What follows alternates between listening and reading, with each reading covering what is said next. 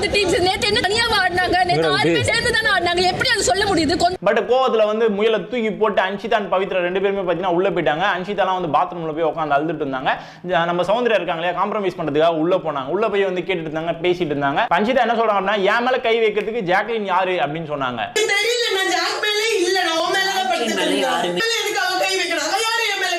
அப்ப சௌந்தர்யா என்ன சொல்றாங்க அப்படின்னா, ஜாக்லின் மேல மஞ்சரி தான் இருந்தா, நீங்கலாம் இல்ல அப்படின்னு சொல்லிட்டாங்க.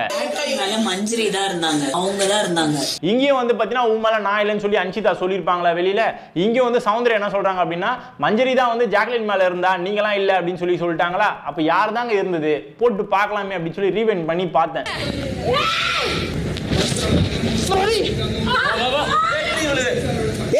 ஜாக்லின் வந்து கீழே இருக்காங்க, அவங்களுக்கு மேல 2 பேர் பவித்ரா அண்ட் அன்ஷிதா 2 பேருமே இருக்காங்க. அவங்களோட கால் நடுவுல மாட்டிக்கிட்டு இருக்கு. அதனால வலிக்குதுன்னு சொல்லி ஜாக்லின் வந்து கத்துறாங்க. பட் மஞ்சரி வந்து மேலேயே இல்ல,